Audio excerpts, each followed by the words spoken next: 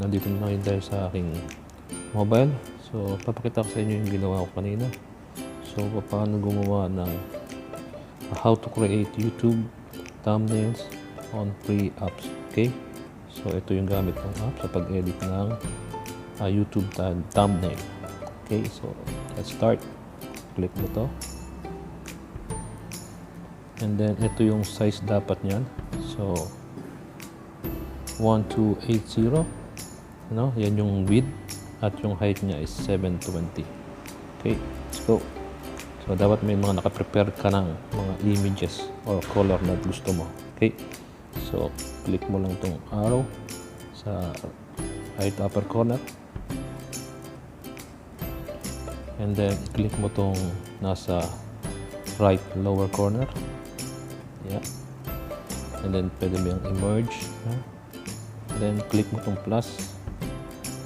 Then, click mo yung photo layer.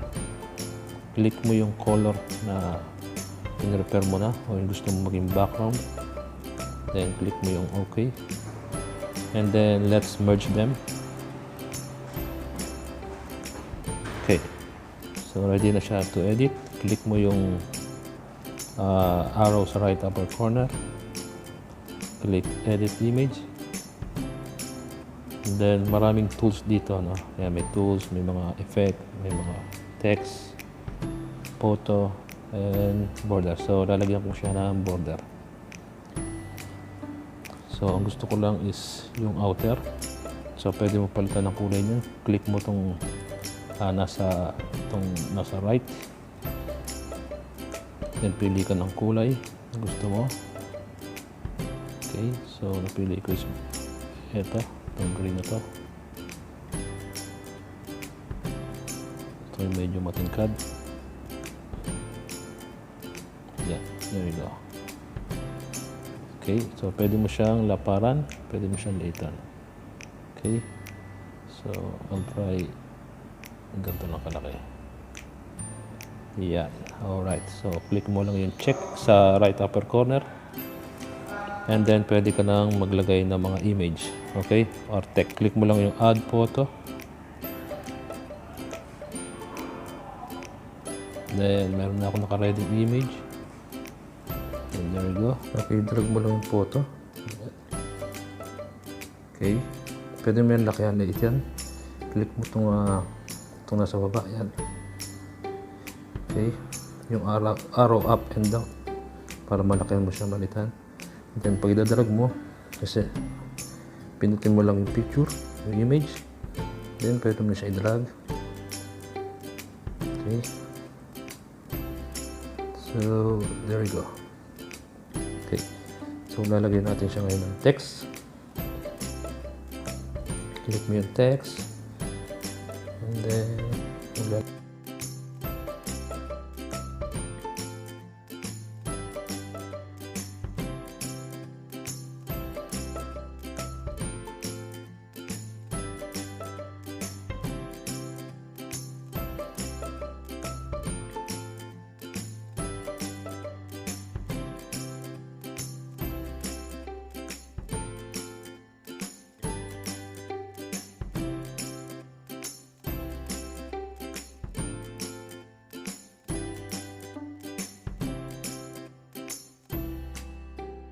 okay, click mo yung check. And then, drag mo lang siya, yung size na gusto mo. No? Yan. Pwede mo siyang lakihan ulit.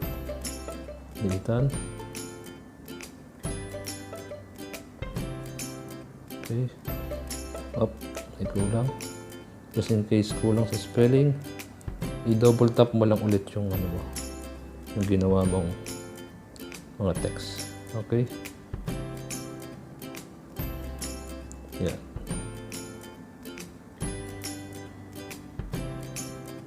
So, pwede mo siyang litan at lakihan. Okay. Yun. Pwede mo rin siyang... Ngayon, kung gusto mong maraming level yung text, itong nakikita mo itong nasa ito. Yan. Galaw-galawin mo lang ito. Ito itong nasa gilid na ito. Okay. So, kita nyo, humaba na siya. Yan. Okay. So, I think okay na to. Then, paano papalitan yung kanyang font? Dito sa baba, ito nakita itong gumagalaw natin sa slide ko. Pili ka dyan kung anong gusto mo. Okay? Marami ka mapagpipilian dyan. Yan. Ito. So, ikaw nang bahala kung ano yung gusto mo. So, yan. Ganyan lang kadali. Yan, nakasimple. Pwede mo siyang laparan. Okay? Yan. Then, yung color. Dito sa baba, makita mo color. Click mo yan. So, yung kaninang ginawa ko is nilagay ko tong gradient. Okay? So, ang color nun is white and red. So, gagawin ko tong red. Okay. So, na siya. Now, lalagyan ko siya ng stroke. No? Para mas lalong lumbas yung kulay. So, naka-default siya sa black. Pwede ka mamili ng color dyan. No? Kung gusto mo. So, try ko tong black. Yan. Mas lumutang na yung letters.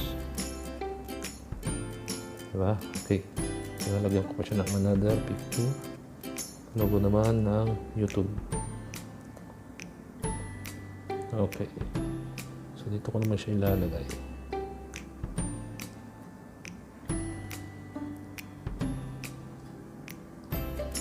There you go. Okay na siya. Napakadali lang. Then, pag ready ka na, satisfied ka na sa nagawa mo, so click mo lang yung check sa right upper corner para i-save. Okay? Click mo ulit yung arrow.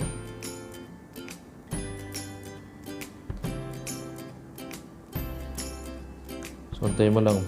Minsan may mga advertisement ito. So, it take time sometimes na i-save siya. So, nasa gallery na siya. So, i-check natin siya kung tama ba yung ginawa natin. So, there we go. So, yun na siya. Okay? So, ganun lang kadali ang gumawa ng YouTube thumbnails na yung unang makikita mo kapag nagbabrowse ka ng video sa YouTube, itong image ang unang makikita mo. Okay, thank you so much. Thank you for watching.